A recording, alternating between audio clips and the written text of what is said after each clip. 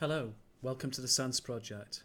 This particular session is looking at how we can make interesting and engaging lessons. So I'm going to run through the slides. There are notes underneath the actual slides which the trainers can refer to, but this is just to give you a few more tips and hopefully help you get the best out of these sessions. Okay, so just a reminder that this project is for educational purposes only, and we don't claim any ownership of the materials shown here. Where possible, we have credited the items in the bar below. It's a not-for-profit project, and we're looking to help younger women and other people from disadvantaged backgrounds into high-quality STEM careers. STEM meaning science, technology, engineering and maths. So what we're looking at today is how we can create great STEM lessons, and it's an approach really for volunteers who are not used to being in the classroom but who have volunteered and want to help young people sort of engage in the learning and to actually inspire them into a love of learning in the area which they are specialists at. So if you remember correctly, in the United Kingdom we ran an icebreaker session. Icebreakers are always good. It always gets the students, captures the students' imagination, engages learners, etc. Now I did a particular example, if you remember, where I had a couple of bags of shopping and the delegates had to work out what the missing item or what the odd item was. The item itself was the plastic bag, if you remember correctly, because it was the one thing that didn't have a barcode. And then we explored. We had a look at what barcodes were, what they represented, and some of the science and maths behind barcodes. You'll probably do a different icebreaker. It will reflect the needs of your own interests, the needs of your students, etc. But it's a good way of actually getting students engaged and listening to you. Okay, so in the United Kingdom there's a greater focus now on individual learning objectives. It used to be teaching objectives, but now it's much more focused on what the learners are going to actually gain from the session. So in this particular session we're going to look at actually what the volunteers are going to get. So the volunteers are the learners. What makes a great STEM activity? How can we bring our ideas alive? Remember, many of these volunteers will have great experiences and expertise, but how can they transfer that into the classroom? We're going to look at alternative ideas for learning, and we're going to create an activity. Now, what you won't have in this session is some of the handouts, so they'll be sort of supplied separately. So when you run the session with your volunteers, just make sure that you have all the necessary handouts to hand. Okay, and like I said, at the final thing at the end of this session, you will hopefully have created an interesting lesson. So the first thing we looked at when we ran the session in April was this idea of learning and what it means. Now, learning is very unique, it's very individual, it's very personal. So we did a task where we invited the delegates to sort of think about what is effective learning and how can we have the greatest impact when designing a lesson. So if we think about our own learning and we think about the learning of others, it gets us into that mode of actually developing a lesson that hopefully works. I think it is important as well, we are all individual, we do all learn in different ways. So you need to think about not just how you learn, but how others learn. So we ran a session with stick-it notes. Stick-it notes are a great teaching tactic because it means that the quieter students can also have their say. So we asked you all to sort of like give us definitions of what learning was and then to agree a definition collectively. So we did this on the board. It was quite good fun. We had lots of different ideas about what learning means. And then we looked at a definition from a charity or from a museum in 2002. And there's quite a substantial quote there. Learning is a process of active engagement with experience. It's what people do when they want to make sense of the world. It may involve the development of or deepening of skills, knowledge, understanding, awareness, values, ideas and feelings, and increase our capacity to reflect. Effective learning leads to change, development and the desire to learn more. So we had a look at that, and we felt that actually in our actual initial thinking, we covered a lot of these sort of concepts, and then we pulled it apart a little bit further. So processes, active engagement, development, change, desire to learn more. That's the inspirational element of learning. We had a very brief look at some theorists. I'm very conscious about not doing these great learned pedagogical leaders their full due, but we looked at a few things. We looked at Vygotsky, who talked about about creating a culture of learning and about how language is the tool that promotes learning.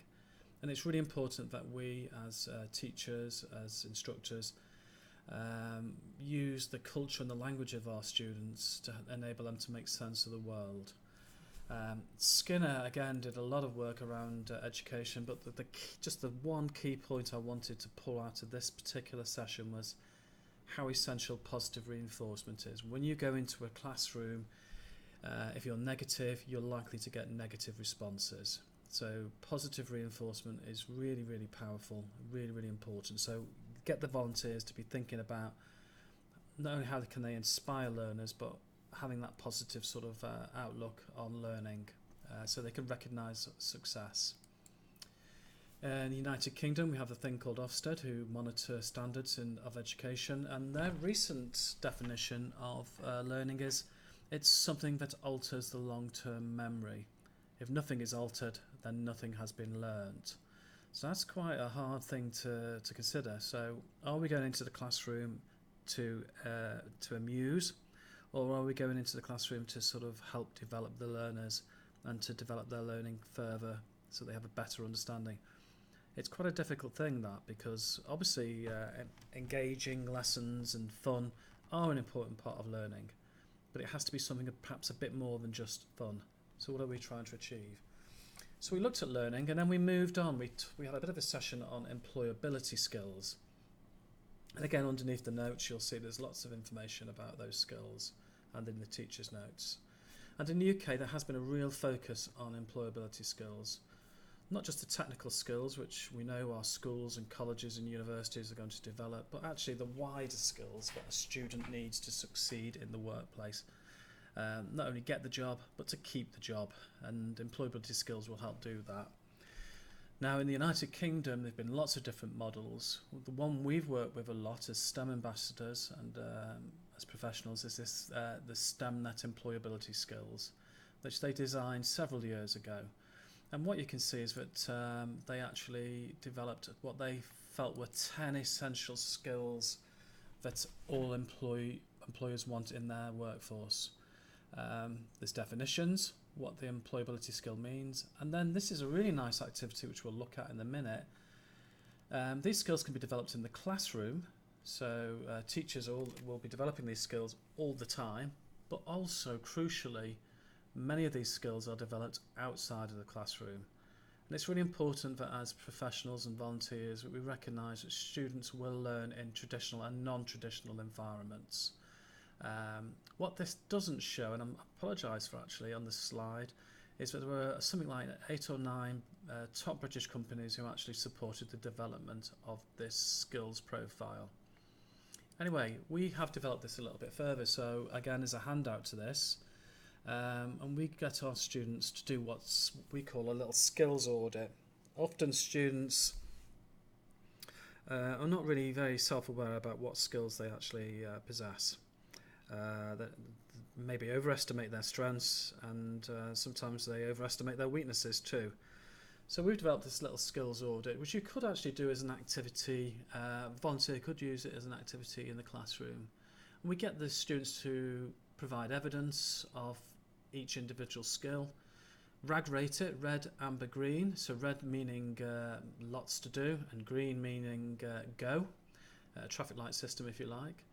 And at the end of the process, the students will have a profile of RAG-rated skills, and they can see what they have evidence for, and maybe what they need more evidence to do. So there is an activity and there is a worksheet to accompany this, and we do recommend, if you're looking for an interesting way into a classroom, that you perhaps use this as a way in. We looked at communication. This is a part of the original brief, is how we communicate. And this is a really important thing for a volunteer to take on board. So communication in action. And we explored the fact that communication happens in lots of different ways. We tend to think of communication as being the use of the verbal word of speaking, but actually there's a lot of evidence, and you can follow the link to find some evidence on this. There is a lot of evidence to show that it's also how we say it, so it's tone, the tone of our language. Are we angry or are we happy? So it is important that we think about, get the volunteers to think about how they say things. And finally as well, body language can cancel out anything you say. You might have a very positive message, but if your body language is closed and negative, then students will read that. So it is a difficult thing when you're sort of presenting, to actually get that balance between open body language, friendly tone, and then using appropriate language.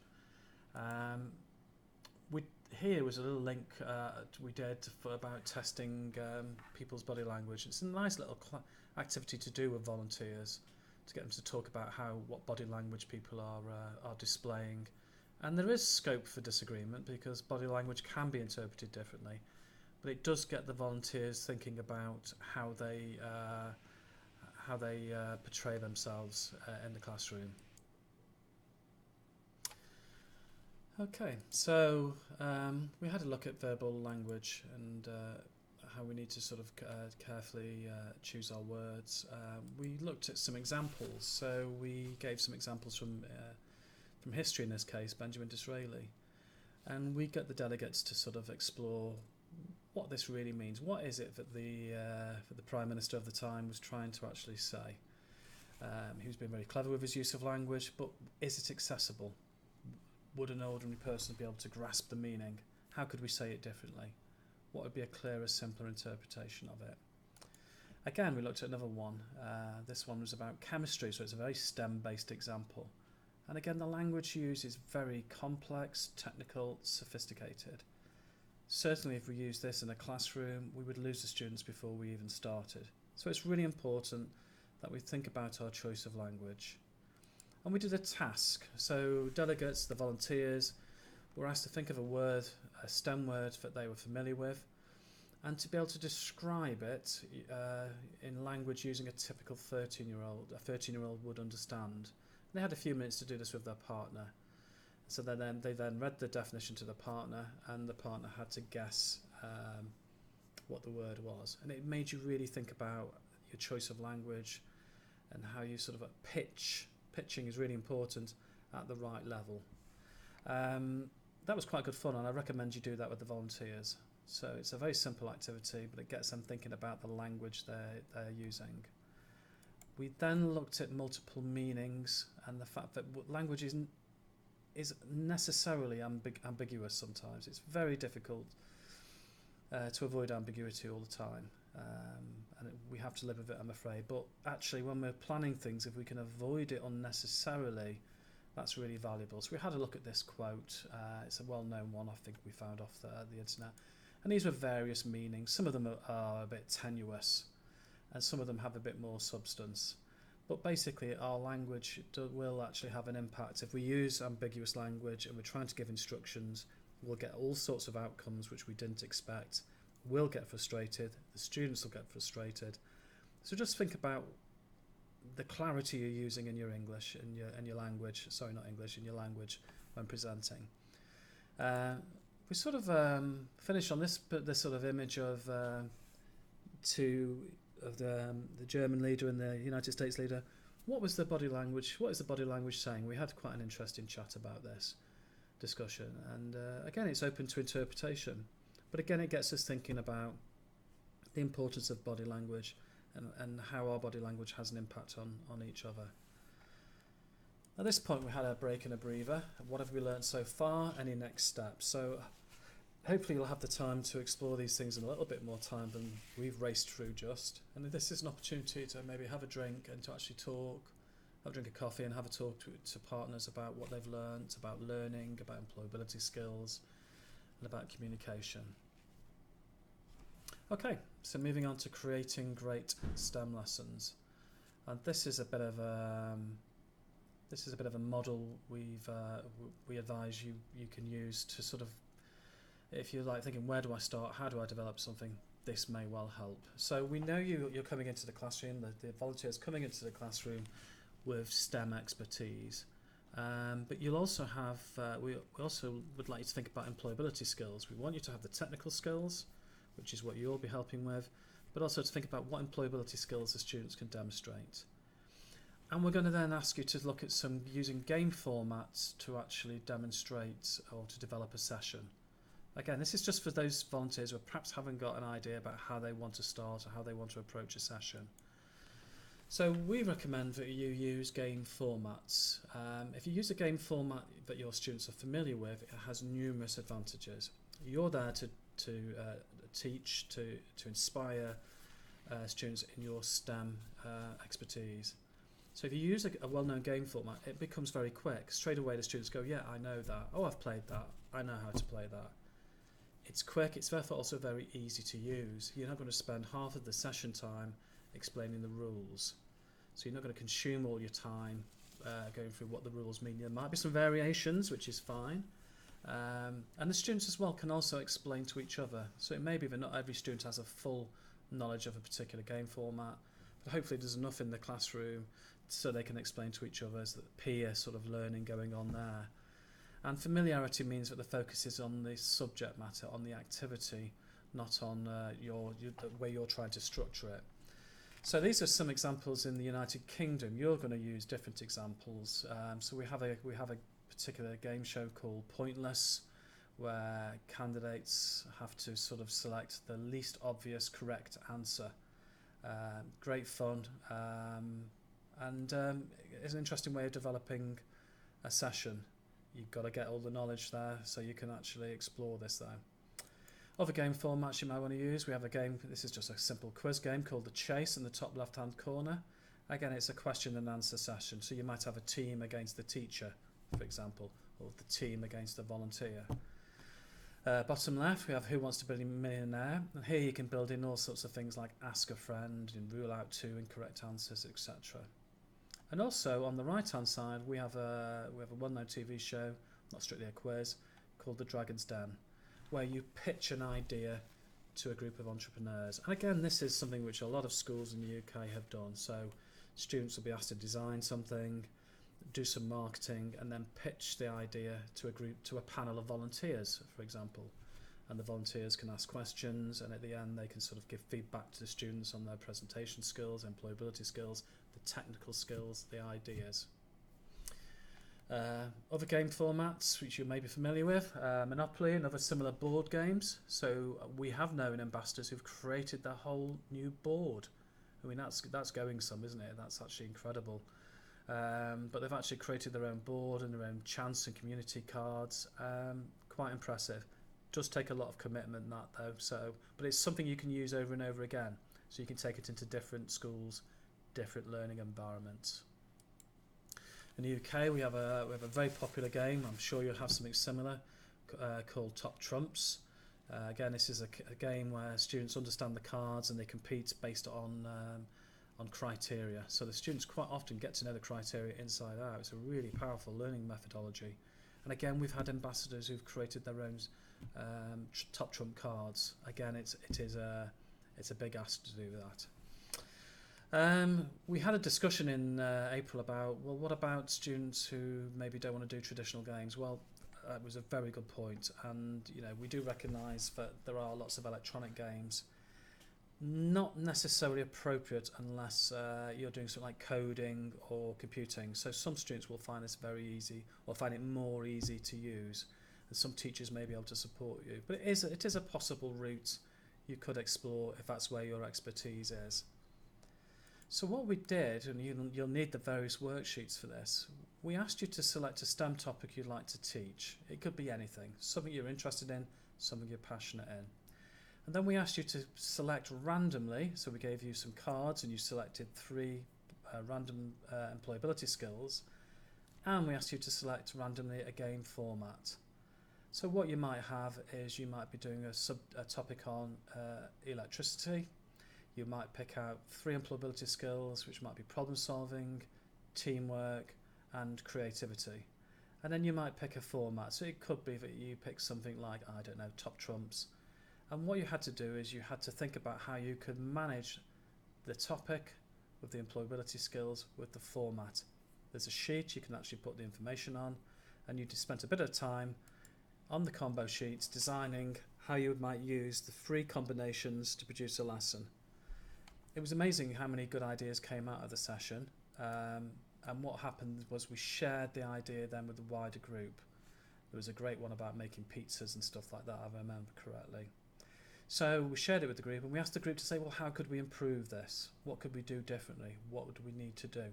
In actual fact, this is a great thing to do with volunteers because it gets them thinking about the learning, the employability, their STEM expertise, what they need to do, the relationship with the class, etc., etc. And if it's done in a positive, supportive manner, it can be a really powerful learning session. Okay, so finally, over the course of the last 21 minutes, we've looked at what makes a great STEM activity, hopefully, and the importance of learning, how we can bring our ideas alive using established formats of games, and how we can combine ideas and STEM knowledge with employability skills to create an activity. This was just a starting point, and I think the idea is that really the volunteer will go away with all the sort of the knowledge, the communication skills, the employability, possible game formats. We'll just get them thinking outside of their traditional way of thinking to develop new approaches to how they might go about creating learning in the classroom. Thank you. I hope you found this session useful. Don't forget there are lots of notes underneath the slides, and there's also a teacher's handout which is maybe a bit easier to read. Good luck, and I'm looking forward to seeing how you all progress.